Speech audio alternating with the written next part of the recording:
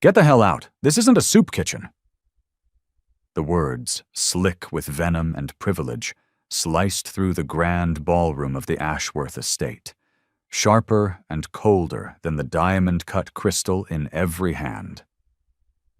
The music from the string quartet didn't just falter. It died, strangled in a sudden, suffocating silence. A wave of stillness washed over the glittering assembly, but it wasn't the silence of respect. It was the predatory quiet of a pack of wolves that has just cornered its prey. Then came the laughter. Not a gentle titter, but a harsh, barking cruelty that ricocheted off the 24-carat gold-leaf ceilings and the priceless oil paintings of long-dead, smug-looking ancestors. At the epicenter of this hurricane of contempt stood Seraphina Jones, a woman whose skin was the color of rich earth and whose simple, elegant midnight blue dress was a quiet rebellion in a sea of ostentatious designer gowns. She clutched a glass of water, the condensation on its surface the only thing betraying the heat of the fury coiling in her belly. She had been inside the Billionaire's annual Legacy Gala for precisely 7 minutes, and the hosting family, the vaunted Ashworth clan, had already tried and convicted her of the crime of existing in their space. They didn't ask her name. They didn't inquire about her invitation. They saw her black skin, the humble grace with which she carried herself, and the absence of a screaming price tag on her attire, and their verdict was instantaneous. Trespasser. Now, before this powder keg truly explodes, I have to ask, where are you watching this from right now? Drop your city, your state, your country in the comments below. Let's see how far this story travels. And if you believe that dignity is non-negotiable and that justice should be served, no matter the address, do me a favor and smash that like button and subscribe to this channel. We don't just tell stories here. We build a community that demands better. We are so glad you are here. Let's get back to the unfolding disaster at the Ashworth mansion. Tiffany Ashworth, the family's eldest daughter, and a woman whose smile was as sharp and thin as a shard of glass, glided closer. Her movements were a performance, designed for the audience she now commanded. She wanted everyone to hear, to witness, to participate in the humiliation. I do believe the catering staff was instructed to use the service entrance, she purred, her voice dripping with faux concern that was more insulting than any shout. Did you get lost on your way to the kitchen, darling? A fresh wave of laughter, louder this time, rolled across the ballroom. The guests, these titans of industry and doyens of high society, sipped their vintage champagne, their eyes sparkling not with joy, but with the gleam of shared cruelty. They were sharks tasting blood in the water, but Seraphina Jones did not flinch. She did not bow her head or avert her gaze. She stood there, her spine a rod of steel, her shoulders squared, as if the insults were nothing more than a foul wind that couldn't touch her. But inside, a firestorm of memory was raging. She knew this scene. She had lived this scene in different forms her entire life. At 21, a brilliant honors student on a full scholarship, she had been physically barred from a private donors' dinner. The security guard, looking right through her, had sneered. "The valet line is for guests, sweetheart." He'd pointed a thick finger toward the back alley where the dishwashers were smoking. At 27, after closing her first multi-million-dollar tech deal, she had treated herself to the presidential suite of a 5-star hotel. The clerk at the front desk had looked at her, then at her credit card, and had the audacity to call the bank to verify the funds, assuming it was stolen. The memory of his smug face as the bank manager personally vouched for her still made her jaw tighten. And now, tonight, 15 years and a global empire worth billions later, here it was again. The same sneering laughter, the same casual cruelty, The same suffocating arrogance that assumed her worth was determined by their judgment. Near the edge of the confrontation, a young waiter named Leo, balancing a tray of empty champagne flutes, froze. He was new, just a college kid trying to make tuition. He frowned, his eyes darting from the jeering faces of the Ashworths to the unshakable stillness of the woman in blue. He didn't know her name, not yet, but he knew what he was seeing. And something about her silence unnerved him. It wasn't the silence of fear or shame. It was the deep, patient silence of absolute control. It was the silence of a bomb before it detonates. Eleanor Ashworth, the family matriarch, a woman preserved in venom and diamonds, drifted in beside her daughter. She placed a hand on Tiffany's arm, a theatrical gesture of solidarity. "Darling, you don't have to pretend," she cooed, her voice a venomous whisper that carried across the hushed room. "We all know you didn't walk in here as a guest. People like you are always looking for a handout, a way to sneak in for free drinks and a taste of the good life." The room erupted again. This time phones were raised, not to defend her, not to document an injustice, but to capture the spectacle, to share the humiliation, to turn her pain into their entertainment for the night. This was the final, unforgivable blow. Carter Ashworth, the family's son and heir, a man barely 30 with the cruel, petulant face of a spoiled king, stepped forward. He lifted his glass of crimson-red wine, made a show of examining its color, and then, with a deliberate, theatrical slowness, he didn't just spill it. He poured it directly onto the lap of her navy dress, the scarlet liquid blooming across the fabric like a violent, accusing stain. The crowd gasped, a collective, sharp intake of breath. And then, obscenely, they clapped. They applauded as if this act of base cruelty were the crescendo of a magnificent performance. Serafina looked down at the stain, at the wine dripping onto the priceless Persian rug beneath her feet. She felt the wetness seeping through, cold against her skin. But her expression remained unchanged. Slowly, deliberately, she set her own glass of water down on a nearby marble-topped table. The click of the glass was the only sound in a room that had suddenly gone quiet again, waiting. When she lifted her head, her eyes were not filled with tears, but with a fire so cold it could burn. Her voice, when it came, was low, even, and devoid of any emotion except a terrifying certainty. It carried farther and with more weight than all of their laughter combined. "You will all regret this." The party didn't know it yet. The laughing, clapping, filming jesters in their gilded cage had no idea. But $5 billion of their collective future, the very foundation of the legacy they were celebrating, was about to evaporate into thin air. And the woman they were mocking, the woman they had just assaulted, was the one holding the detonator.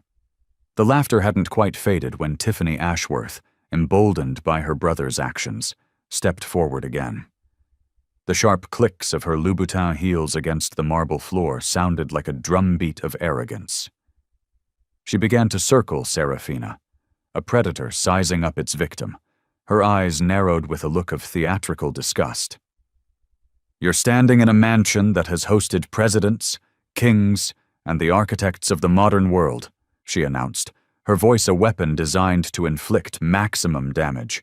"And yet, here you stand, in a dress that looks like it came from a department store rack, thinking you have the right to breathe our air."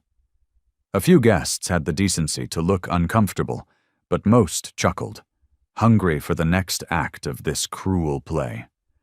The air was thick with the scent of expensive perfume and schadenfreude. Serafina remained perfectly still, her gaze fixed, not on Tiffany, but on a point in the distance, as if looking straight through her. She was remembering other nights, other rooms, other faces, all bearing the same mask of contempt. She remembered being 23, standing in the rain outside a corporate skyscraper for a job interview, only to have security demand 3 forms of ID and proof that she wasn't a delivery worker. She remembered the silence in a boardroom in Tokyo, the condescending smiles from the all-male executive team as she laid out her revolutionary logistics algorithm. They had ignored her, talked over her, until the moment her projected revenue numbers that would make them all ludicrously wealthy, flashed on the screen, silencing them instantly. Tonight was just a louder, uglier version of the same old story. They mistook her silence for weakness. They always did. And they were always, always wrong. Eleanor Ashworth, dripping in diamonds that seemed to absorb and amplify the room's cruelty, glided back into the circle. She raised her own glass in a mock toast. "Sweetheart, you must be confused. People like you don't receive invitations to the Legacy Gala. You must have slipped past the guards when they were changing shifts." She turned to the assembled guests, a conspiratorial smirk on her face. "She's quite resourceful, you have to give her that." A fresh wave of laughter followed, weaker this time, but still there. The cruelty was no longer a whisper. It was the theme of the evening. At the edge of the ballroom, Leo the waiter felt a knot tighten in his stomach. He had seen her name. He had been helping the event coordinator check the master guest list just hours earlier. He remembered it distinctly because the name was unusual, and next to it was a note in bold red ink. "VIP 0 on. Greet on arrival. Notify Mr. Ashworth immediately." He hadn't known who she was, but he knew she was no intruder. His hand instinctively went to his phone in his pocket. The urge to record, to create a true record of what was happening, was a physical pull. But the fear of Tiffany's wrath, of losing a job he desperately needed, kept him paralyzed, a silent, unwilling accomplice. Then came the sharpest blow, the one that crossed the line from mockery to assault. Carter, the son, his face flushed with wine and a sense of untouchable power, swaggered forward. With that same cruel grin, he tipped the rest of his wine, not onto the table, but directly onto her dress, the red liquid spreading like a fresh wound. "There," he said, his voice loud enough for the back of the room to hear. "Now you finally look like you fit the color scheme." The crowd erupted. This time the applause was thunderous. Phones were raised high, some filming for the sheer sport of it. Others, Leo noticed, with a growing sense of unease. The laughter and the jeers and the clicking of phone cameras created a disorienting, nightmarish cacophony. Through it all, Serafina remained the calm center of the storm. She placed her hands flat on the damask tablecloth of a nearby serving table, steadying herself, not from fear, but to ground the colossal rage that threatened to consume her. Her voice, when she spoke again, was still low, but it held the chilling finality of a judge's gavel. "Every word you speak, every action you take, is sealing your future. Remember that," Tiffany scoffed, tossing her perfectly styled blonde hair.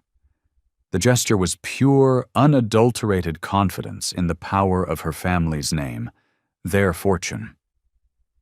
"What future?" she sneered. "A future you couldn't possibly comprehend, let alone control?" Serafina didn't answer with words. She lifted her phone, a simple, understated device, and pressed a single button on her screen. She held it to her ear. Her voice was calm, clinical, utterly devoid of emotion. "Activate Protocol 7. On the other end, a voice responded instantly, crisp and professional, audible only to her. "Protocol 7 activated, Ms. Jones. The board is online. The contingency contract is standing by for your authorization." The guests blinked, confused. A few laughed again, assuming it was a pathetic, desperate bluff. A charade to save face. But Leo, the waiter in the corner, felt an icy chill snake down his spine. He had served drinks to powerful people before. He had seen the bluster of insecure men and the quiet, unshakable confidence of the truly dangerous. This woman's stillness, the chilling precision of her words. That wasn't a bluff. That was an execution order. The party thought they were watching a humiliation. They were too blind with their own arrogance to realize they were standing in the first 5 minutes of their own extinction. The ballroom was no longer filled with laughter, but with a tense, excited buzz. The whispers were like fireflies in the dark, darting through the crowd. Some guests exchanged uneasy glances, sensing the performance had taken a strange turn, but the Ashworth family, high on their own perceived victory, pressed forward, doubling down on their attack. Eleanor Ashworth raised her voice, ensuring even the staff hiding in the corners could hear her proclamation. "Don't be fooled by this little sideshow, everyone. This woman is no guest. She is a grifter, a common parasite trying to scam her way into a place she could never deserve." Her words landed like a judge's sentence, and a smattering of applause followed, weaker this time, more uncertain. Serafina didn't move. She stood like a lighthouse in a hurricane, an anchor in a raging sea. But inside her mind, the storm was a vortex of memories, each one a fresh log on the fire of her resolve. Memories of being denied a business loan at 28, despite having collateral worth 3 times the requested amount. The loan officer, a man half her age with a smug Ivy League smile, had looked at her portfolio and labeled her high risk, a coded term she knew all too well. Memories of being told she couldn't possibly be the CEO of her own company when she arrived for a keynote speech, a bumbling event organizer trying to direct her to the kitchen, assuming she was with catering. The faces were always different, young, old, male, female, but the prejudice, the blind, suffocating assumption of her inferiority, was always the same.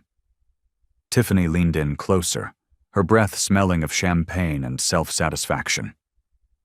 "Look at her," she stage whispered to the guests nearest them. "Not a single piece of recognizable jewelry, not one designer label. That isn't quiet wealth. That's a costume. She's playing a part." She turned back to the crowd, her voice rising to a crescendo. "Shall we have security escort her out ourselves?" A cheer rose from the most sycophantic corners of the room, fueled not by conviction, but by the intoxicating thrill of mob mentality. Then, a young voice, trembling but clear, sliced through the rhythm of their hate. It was Leo, the server, standing near the grand buffet table, his tray of empty glasses forgotten at his side. "I saw her name on the list," he said, his words shaky but carrying an undeniable weight of truth. She was invited. The entire room fell silent for a single, stunned beat. Tiffany's head snapped toward him, her eyes flashing with fury. "You will lose your job for that lie," she spat, her voice low and dangerous. Leo's hands trembled, but he held her gaze. He thought of his tuition, of his mother's medical bills. Then he looked at Serafina, at the quiet, unyielding dignity in her eyes, and he found a strength he didn't know he had. "It's not a lie," he said, his voice stronger now. "She belongs here." The silence shattered into chaos. Half the room scoffed, dismissing him as a foolish, star-struck kid. The other half whispered furiously, doubt finally creeping into their alcohol-muddled minds. Carter sneered, pointing a finger directly at Serafina. "She belongs in the servants' quarters, not in the grand hall among us." He finally motioned for the 2 hulking security guards who had been hovering uncertainly near the entrance. "Get her out, now." The guards, dressed in immaculate black suits, approached, but there was a visible hesitation in their steps. They were paid by the Ashworths, but the scene had grown ugly, unpredictable. They had seen the phones, and they knew that an accusation of manhandling a black woman, invited guest or not, would be a PR nightmare.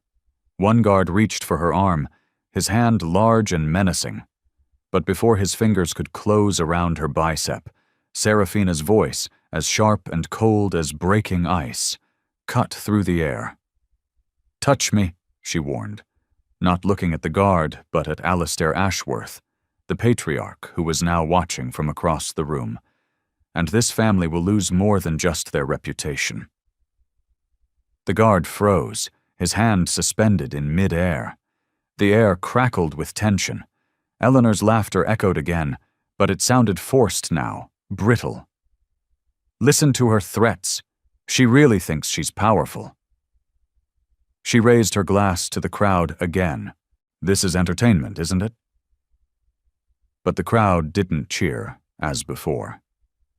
An undeniable unease had settled over the room. The phones were still recording, but now their lenses felt less like instruments of mockery and more like weapons of witness. Not all of them belonged to supporters of the family anymore. Serafina calmly placed her phone back to her ear.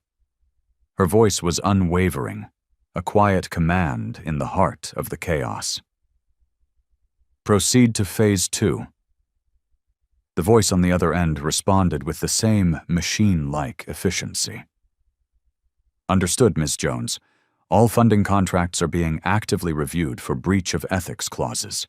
Notifications of potential termination will reach the board members' private devices within the next 5 minutes. The family's confidence, for the first time, visibly faltered. They tried to mask it with louder insults, with more aggressive posturing. "She's bluffing," Tiffany spat, her voice a little too high, a little too shrill. Yet, for the first time all evening, her laughter didn't sound like the joyous cruelty of victory. It sounded like the panicked screech of fear trying to disguise itself as defiance. The party thought they were watching a woman be humiliated. What they didn't see, what they couldn't possibly comprehend yet, was the silent, methodical, and utterly devastating shift of power that was already happening. All in her favor. The crystal chandeliers glittered overhead as the Ashworths scrambled to reclaim control of a room that was rapidly slipping from their grasp. Tiffany crossed her arms, a classic posture of defiance, her smirk firmly back in place, though it didn't quite reach her eyes. "You press a button on a phone and think it means something?" she projected, her tone dripping with the innate superiority of someone who has never been told no. "This is our world, our mansion, our rules. You are a guest here. No, not even a guest. You are a mistake." The guests laughed nervously, a scattered, uncertain sound, weaker than before. Serafina offered no reply. She simply stood, perfectly still, her profound calm more unsettling than any shouting match or tearful outburst could ever be. Her silence was not surrender. It was not weakness, it was judgment.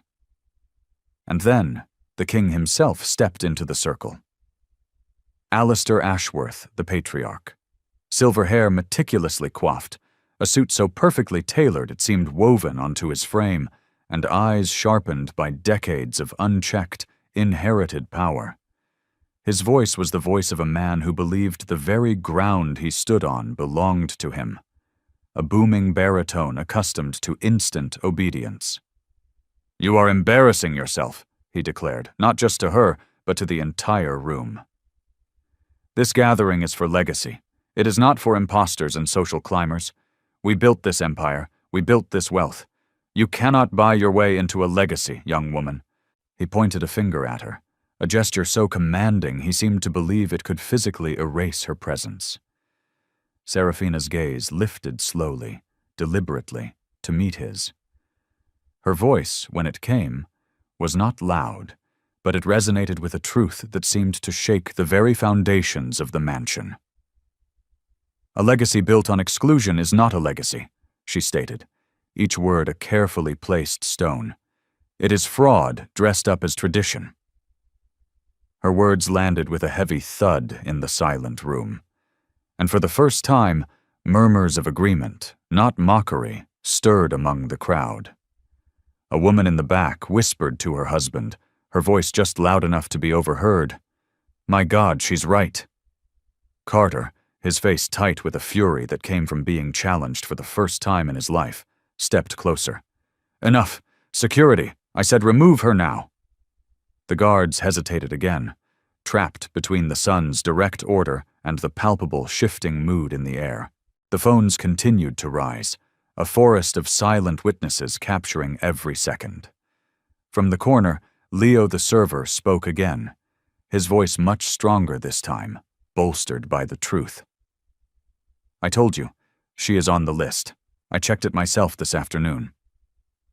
His voice didn't crack. His courage held firm. He had made his choice. Then another guest, an older man in a navy blazer with a kind, weathered face, added his voice to the chorus of dissent. "The young man is correct. I saw her name as well. Serafina Jones. She was the guest of honor." The daughter's eyes widened. Guest of honor? The narrative wasn't just slipping from their grasp. It was shattering. Eleanor Ashworth scoffed, a desperate, dismissive sound. "Don't let these nobodies sway you. He's a waiter. She's nothing. She will always be nothing." She lunged forward, her carefully constructed mask of civility finally cracking, and with a viciousness that shocked the room, she tried to grab Serafina's arm to physically drag her away. A collective gasp swept across the ballroom. The woman did not resist the grab. She simply turned her head, her eyes as cold and hard as obsidian. "That," she said, her voice a low promise, "is your last mistake." Her phone buzzed softly in her palm. The voice on the other end was clear, efficient, and utterly final. "Phase 2 complete, Ms. Jones. Documentation is locked. Live streams from the event have been secured. The board is watching a direct feed as we speak." Alistair Ashworth's face went pale. The blood drained from it, leaving behind a pasty gray mask of confusion and a dawning, terrible fear. He didn't yet understand the full scope of the catastrophe unfolding, but he knew enough to feel the solid marble floor beginning to shift beneath his feet. The guests began to stir, no longer comfortable with the spectacle. What had started as a bit of cruel entertainment now felt like an exposure, and they feared they were on the wrong side of it. Serafina's voice carried again, not loud but firm and clear for all to hear. "You mocked me in a house that was funded by my investments. You poured wine on the dress of the woman who signed the checks that keep these very lights burning. Tonight, your arrogance is not your shield. It is your undoing." The crowd murmured, a low, stunned hum. Phones flashed, capturing the dawning horror on the faces of the Ashworth family. The once celebrated, untouchable dynasty stood frozen, their laughter gone, their power unraveling thread by thread in front of the very people they sought to impress. The mansion was no longer their fortress. It was rapidly becoming their stage of reckoning. Tiffany Ashworth's laughter cracked, a sound as sharp and brittle as spun glass. She was trying to regain her footing, to project an authority she could feel bleeding away with every passing second. "Do you really believe anyone in this room cares about your empty, pathetic threats?" she sneered, lifting her glass high, a desperate call for her supporters to rally. But the applause that had once followed her every word came only in disjointed fragments. A few people clapped, more out of habit than conviction. Many more lowered their eyes, suddenly unwilling to be part of the cruelty any longer. Serafina remained centered in the storm, an unmovable object. She had endured this exact tone of dismissive contempt 1,000 times before. At 16, she'd been turned away from the local country club where her white friends were members, told by a man with a sneer identical to Tiffany's that the members' lounge was for families only. At 25, she'd been laughed out of a venture capital pitch because she wore plain, functional heels instead of a luxury label that signaled she was already part of their club. The message was always the same, whether spoken or implied. You do not belong. But every single rejection, every sneer, every dismissal had not broken her. It had forged her resolve into something harder than steel. Tonight was not just another rejection. Tonight would be the night the entire rotten structure finally collapsed on those who had built it. Alistair Ashworth himself stepped closer, his hand trembling so violently that the ice in his whiskey glass rattled. He strained to keep his voice commanding, but a tremor of fear ran through it. Enough of this. You will leave my house now, or I will have you escorted out like the impostor you are. His eyes frantically searched the crowd, not for confirmation anymore, but for approval, for anyone to side with him. He found only the cold, unforgiving lenses of raised phones and the silent, mounting judgment in 100 pairs of eyes. Leo, the young server, did not back down. Emboldened, he stepped forward from the shadows of the buffet table into the circle of light. His apron was stained, but his voice was pure and clear. "You are wrong, sir. She is not an imposter." He took a deep breath. "I saw her name printed in bold on the master guest list. It was at the very top. It was marked Priority Alpha." His words landed like stones in a silent pool, sending ripples of shock and understanding through the entire room. Gasps spread across the ballroom.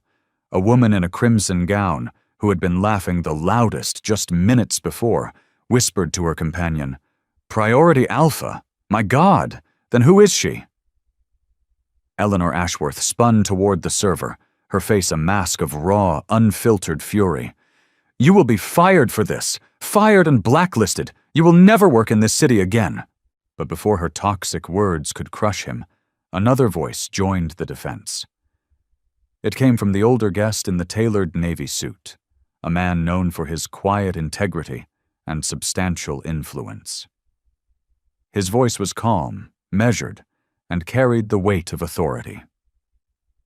"I saw her name too, Eleanor, and I assure you, if you continue this appalling disgrace, it will not be her reputation that is ruined by morning. It will be yours." The room shifted. It was a palpable change, like the tectonic plates of power grinding against each other. The balance had cracked. The once unshakable Ashworth family was now surrounded not by adoring sycophants, but by witnesses who were no longer afraid to stand against them. Seraphina's phone buzzed again in her palm, a soft, insistent vibration. She pressed it to her ear. "Status." The voice that answered was steady, professional, and utterly remorseless. "Phase 3 is complete, Ms. Jones. All revolving credit lines have been frozen. The $5 billion commitment for the Ashworth Legacy Tower has been suspended, pending review. The legal team has been formally notified of a hostile partner environment." Tiffany Ashworth went white. The smirk on her face didn't just fade. It collapsed, crumbling into an expression of raw, primal fear. "You can't do that," she stammered, the words catching in her throat. "You wouldn't dare." Seraphina's eyes, cold and clear, met hers.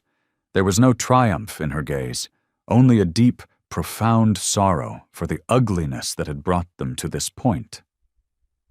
"I already did." A heavy, absolute silence consumed the ballroom.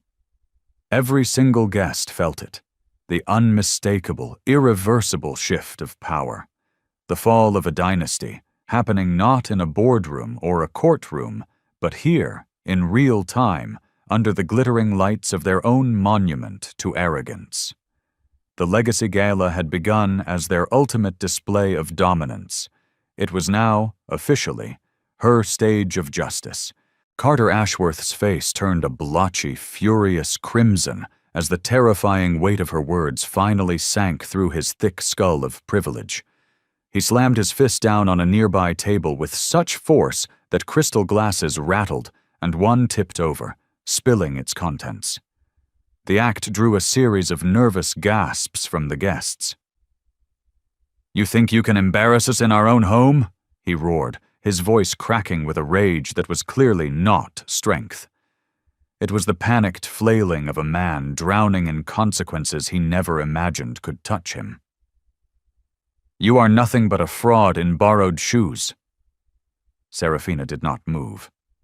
Her stillness was a counterpoint to his frantic rage, and it only deepened the pervasive unease in the room. When she finally spoke, her words were deliberate, measured, each one a perfectly aimed dart. "Fraud requires deception, Mr. Ashworth. I have done nothing tonight but stand here and endure yours." She paused, letting the words hang in the air. "You mistook my silence for permission. That will be your last mistake."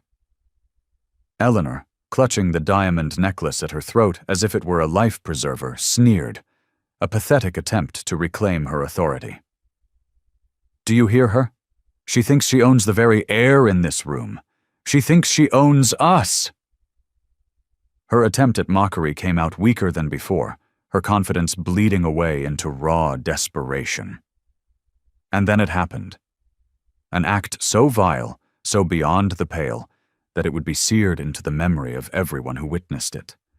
With a calculated, venomous cruelty, Tiffany lifted a glass of champagne from a passing tray and poured it slowly, deliberately, over Serafina's head. The golden, bubbling liquid streamed down her hair, dripped onto her face, and soaked the shoulders of her dress, all under the brilliant, unforgiving light of the chandeliers. "There," Tiffany spat, her lips pulled back in a venomous grin. "Now you sparkle." A fractured, uneasy laughter erupted again. But this time it was different. It was the sound of discomfort, of shock. Some laughed to mask their own horror. Others shifted awkwardly, their phones still recording, but no longer certain they wanted to be part of this grotesque spectacle. Leo's voice rose again, trembling not with fear this time, but with outrage. "Stop it!" he yelled, his voice echoing in the tense silence that followed. "You can't treat another human being this way." His defiance drew dozens of stares. Tiffany whirled on him, her words like poison darts. "You will regret ever opening your mouth, you little peasant." But the damage was done. The cruelty was now undeniable, visceral, and captured on 100 different screens. Serafina calmly, gracefully, wiped the champagne from her eyes. Her expression was serene, almost regal.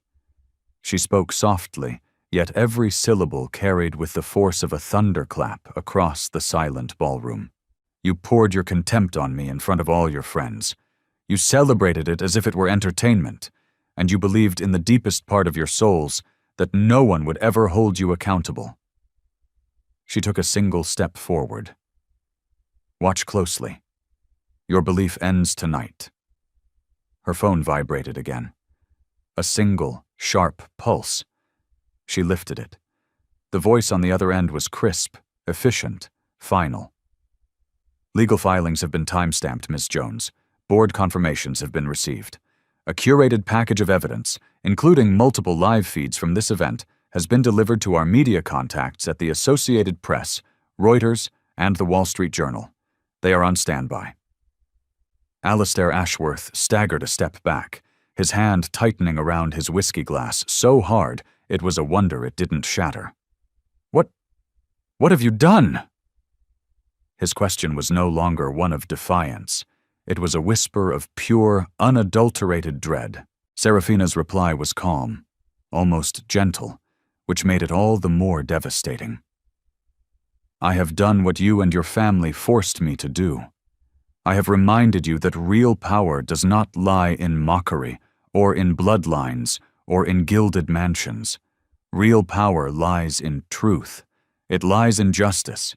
And it lies in the consequences you never, ever thought would come for you." The guests fell utterly silent. The only sounds in the grand ballroom were the faint electronic hum of phones still recording and the ragged, panicked breathing of a family watching their entire empire slip through their fingers in the very hall they had built to celebrate its permanence. The reckoning was no longer approaching. It was here. It had arrived. The Ashworth mansion had never been so quiet. The grand chandeliers, which once sparkled as symbols of immense power and untouchable wealth, now hung like silent, judging witnesses in the heavy air. The guests, who had arrived seeking glamour and gossip, now clutched their phones as if they were shields, their faces a mixture of awe, horror, and a strange, thrilling sense of justice being served. Every eye was fixed on Seraphina Jones. She stood at the center of the room, her simple dress drenched in expensive wine and champagne. Yet she radiated a composure so absolute, so profound, that it eclipsed every diamond, every fortune in the room. Tiffany, trembling but still unwilling to admit total defeat, hissed through clenched teeth, her voice a ragged whisper of defiance. "Do you really think a few phone calls and some empty threats can undo generations of legacy?" She tried to laugh, but the sound that came out was hollow, a dry, rattling sound that was only trying to mask the sheer terror in her eyes. Seraphina lifted her phone one final time. She didn't put it to her ear. She held it in front of her, her thumb hovering over the screen.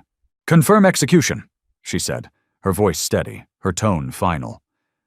The reply came at once from the phone's speaker, clear and undeniable for all to hear. "Execution confirmed, Ms. Jones. Phase 4 is initiated. All personal and trust accounts linked to the Ashworth family name are now frozen, pending a full ethics and conduct investigation. The $5 billion withdrawal from all future joint commitments is now processed and effective, immediately." A wave of gasps erupted around the room. It was real. A man in a tuxedo turned to his wife, his eyes wide, and whispered, "My God, she actually did it." Another guest, a rival investor, raised his phone higher, ensuring he captured the precise moment Carter Ashworth's confident smirk finally collapsed into a mask of slack-jawed panic. Eleanor lurched forward, desperation making her movements clumsy. "You can't do this! Those agreements are ironclad! They're binding!" Seraphina met her gaze calmly, her eyes holding a universe of disappointment. "They were binding until tonight, Eleanor. But arrogance voids loyalty, and blatant disrespect voids trust." Leo, the young server, now standing near the edge of the inner circle, spoke again, his voice ringing with the clarity of truth. "I told you all," he said, his voice stronger and prouder with each word. "I told you she belongs here." This time several guests nodded in vigorous agreement, no longer whispering, but openly voicing their support. A small ripple of applause started near the back, a sound that spread through the crowd, not for the spectacle, but for the woman who had brought the arrogant to their knees. The Ashworth family found themselves utterly alone, surrounded not by adoration, but by witnesses to their disgrace, unwilling to stay silent any longer. Alistair Ashworth, the patriarch, tried one last time to summon the authority that had defined his entire life. His voice was unsteady. "Reedy, you will regret crossing us. No one humiliates this family and walks away unscathed." He pointed a trembling finger at her, a pathetic, powerless gesture.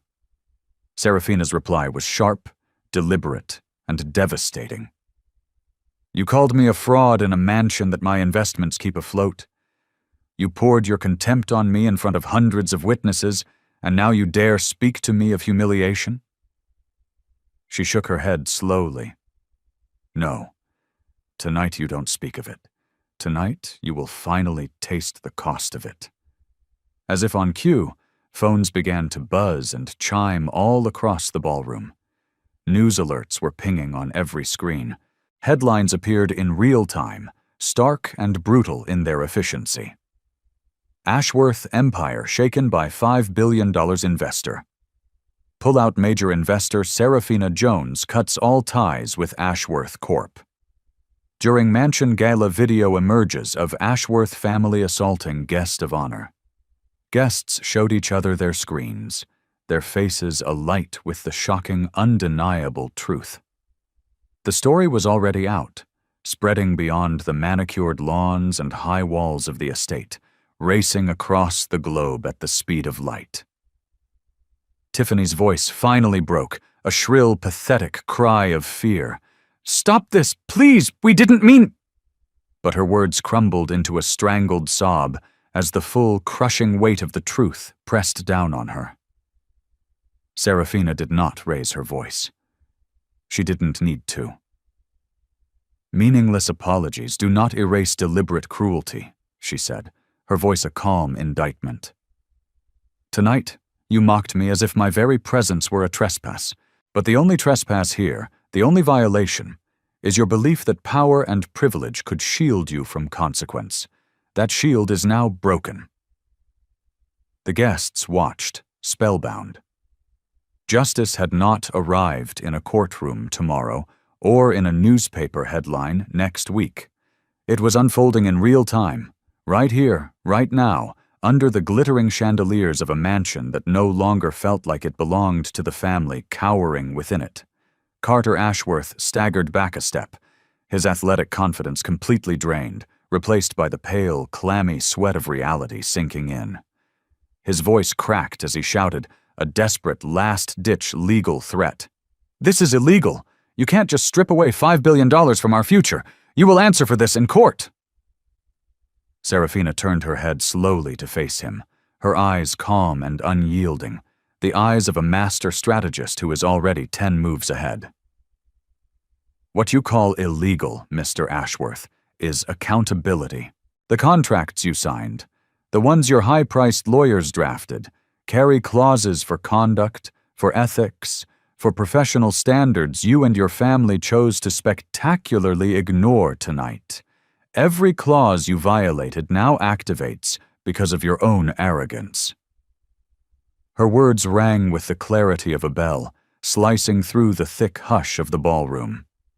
Eleanor clutched her pearls, a reflexive, useless gesture, as though holding them could somehow hold back the flood of truth. "Don't listen to her. She's bluffing. She has to be." Yet, even as she spoke the desperate words, her own phone, a diamond-encrusted smartphone, buzzed incessantly in her clutch. She glanced down, and all the color drained from her face. Her screen was a waterfall of notifications. Funding pulled. Contracts terminated. Legal audits initiated. Partnership dissolved. Her hand trembled so violently she nearly dropped the device. The guests leaned closer to one another, murmuring in a low, continuous hum. The man in the navy blazer whispered to his wife, his voice filled with awe. "She isn't bluffing. She doesn't own a piece of the power here. She owns all of it." A woman in a silver gown, who was now broadcasting live to her thousands of followers, narrated the scene in a hushed, excited voice. "This is happening right now, people. You are watching history.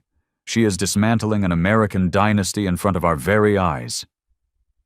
Alistair himself tried to rally one final, pathetic time.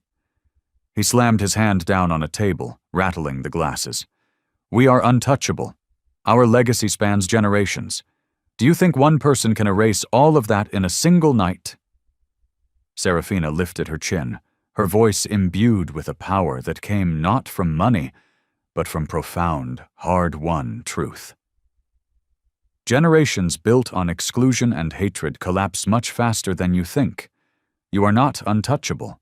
You are, for the first time in your lives, utterly exposed. Leo, the server, stepped closer, his voice louder now, emboldened by the undeniable shift in the room. "She is telling the truth. She is the reason this mansion exists.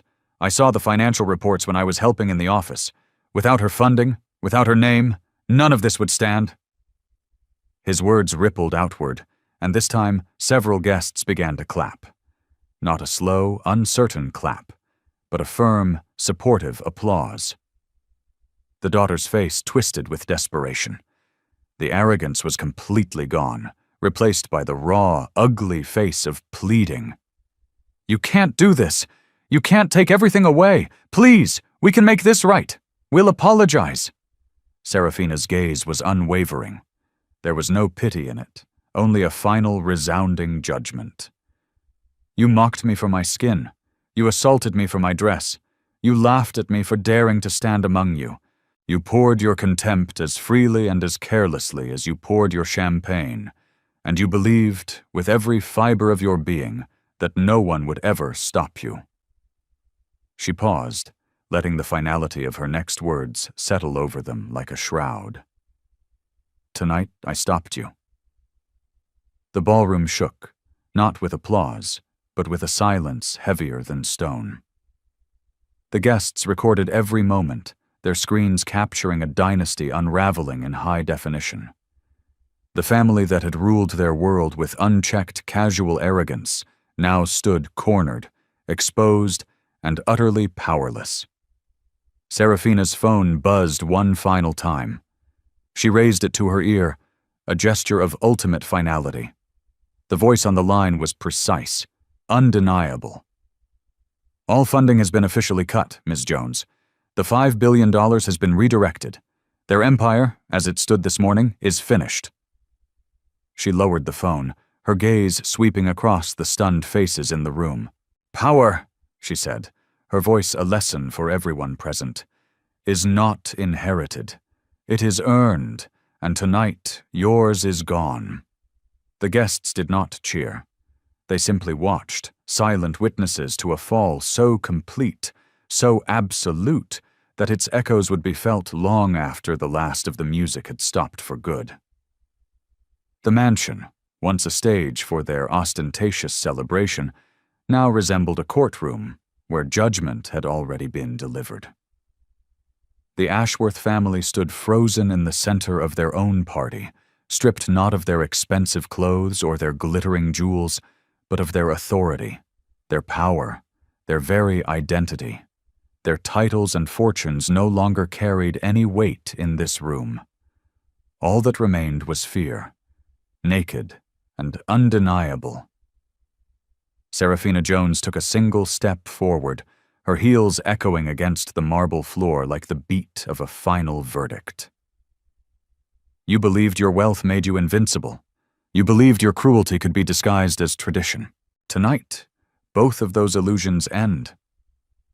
Her voice was steady, a blade wrapped in velvet. The phones across the ballroom continued to record, capturing the historic fall in real time. Guests who had once clinked glasses with the Ashworths now whispered furiously among themselves, their eyes sharp with a terrible, thrilling recognition. A woman in a sapphire gown, a prominent socialite, muttered to her husband, "They laughed at her for being here, but the truth is, she owns everything under this very roof." Her companion, a hedge fund manager, nodded gravely. "Owned. Past tense, and now she has taken it all back." Carter, in a final pathetic burst of impotent defiance, lunged forward, but one of the security guards, the same one who had hesitated to touch her earlier, instinctively moved to restrain him, his grip firm. The guard's expression said everything. He knew where the power now resided, and it was no longer with the family who signed his paychecks. The son's shout broke across the profound silence. "This is not over. You can't erase us." Serafina turned toward him, her gaze like polished steel. "You erased yourselves," she said, her voice cutting through his pathetic rage. "You erased yourselves the moment you chose hatred over humanity, arrogance over dignity. Tonight, I am only signing the paperwork." Her phone buzzed again. She lifted it, and the voice on the other end was crisp, unshakable, and broadcast for all to hear. "All access badges have been revoked, Ms. Jones. Their corporate and personal accounts are locked. Our legal teams have been dispatched to their offices and residences. The system is closed." Eleanor gasped as her phone, which she'd retrieved, chimed repeatedly in her clutch. Each notification was another door slamming shut in her face. Assets frozen, contracts terminated, invitations rescinded. She finally dropped the phone to the floor, where its diamonds glittered uselessly as her hands trembled too much to hold it. Then Leo, the young server, who had spoken all along with a courage that belied his years, stepped closer. His voice rang through the room, steadier than it had ever been. You called her nothing. You mocked her as if she did not belong. But tonight we all see who truly did not belong in a world of decency and respect. His words ignited murmurs of agreement. Louder now, bolder. Some guests clapped, and others raised their voices in open support. The tide had not just turned, it had become a tidal wave, and the Ashworths were drowning in it. Alistair himself lowered his head, his shoulders sagging under the crushing weight of his humiliation. This was not simply a financial loss. This was the complete and utter unraveling of an empire built on the rotten foundation of inherited arrogance. Serafina addressed the room one final time, her tone resolute, a promise of what was to come. $5 billion has been cut from their name. Their contracts have been dissolved. Their influence has ended. But that money is not gone. A new light came into her eyes, a fire not of vengeance, but of creation. That $5 billion, as of 1 minute ago, has become the seed funding for the Dignity in Business Foundation, which will provide grants and scholarships to entrepreneurs and students from communities that families like the Ashworths have spent generations trying to keep out. The ballroom erupted. This time, the applause was not for a downfall, but for a rebirth. It was not wild, but steady, certain, and powerful. It was the sound of justice recognized, of a better world being built from the ashes of a hateful one. The family stood pale and trembling, surrounded not by admirers, but by witnesses to their final, pathetic downfall. And in that moment, the mansion ceased to be theirs. It belonged to the truth that had finally come due. The applause faded into a steady, charged silence, as if the very walls of the mansion held their breath. The chandeliers sparkled above, but the light no longer crowned the Ashworths. It illuminated their ruin. Tiffany stood with her arms wrapped around herself. Her earlier arrogance dissolved into a trembling, hollow shame. Carter avoided every camera lens, his fists clenched with a rage that could no longer disguise his utter defeat. Eleanor's diamonds no longer glittered with pride, but with the dead weight of futility. And Alistair, the patriarch, stared at the marble floor, his entire legacy stripped away in the same hall where he once paraded it. Serafina stood tall in the center of it all. Her dress was stained, her hair was damp, but her dignity was a suit of armor no insult could ever penetrate. She did not smile, for this was not a victory to be celebrated. It was a reckoning that had been overdue for generations. Her eyes swept across the room, meeting those of the guests who had watched, who had filmed, and who had slowly but surely chosen the side of justice. Her voice rose, calm but unshakable. I don't need your applause. I don't need your sympathy. What I need is for every single one of you to remember this night. Remember how quickly arrogance collapses when confronted by truth. Remember how easily cruelty consumes itself. She looked directly at the broken family. You mocked me for my skin. You assaulted me for my presence. You laughed at me for daring to exist in your space. And now, your space is gone. The guests listened, breathless. Some nodded, others wiped at their eyes, struck not only by her power, but by the profound, unshakable truth of her words. Leo, the young server, stood straighter, a quiet pride filling his chest. He had been terrified, but he had chosen the right side of history. Serafina turned towards the family one last time. Her voice was not raised, but every syllable cut through the ballroom like a diamond. I don't need to film your humiliation. I don't need to prove you wrong. I am the proof. I am the result of a world you tried to build but could not control. And tonight, you are the reminder to everyone else that power without dignity is, and always will be, absolutely nothing. She turned and stepped toward the grand doors. The crowd of millionaires and billionaires parted for her like the Red Sea, not as if she were a guest, but as if she were the rightful owner of the very air they breathed. The phones followed her, capturing every step, every breath of the quiet, immense authority that clung to her as she moved. At the threshold, she paused and looked back just once. The family huddled together, looking smaller and more pathetic than they had ever appeared in their lives. Her final words echoed against the marble and gold, a promise and a warning for all time. I don't need to stay. The lesson will. With that, she walked out into the cool night air, leaving the doors to close softly behind her. She left the family in the ruins of their own making, and the guests forever changed by what they had witnessed. The mansion had begun the night as the Ashworth's fortress. It ended as her courtroom. And justice had been delivered, not with a gavel or a shout, but with the quiet, devastating certainty of truth. This story isn't just about revenge. It's about reclaiming the power that was yours all along. If this story resonated with you, if it sparked something in you, share it with someone who needs to hear that their dignity is not up for debate. And please don't forget to like this video and subscribe for more stories that don't just entertain, but empower. Thank you for being a part of this community. Until next time, remember your worth.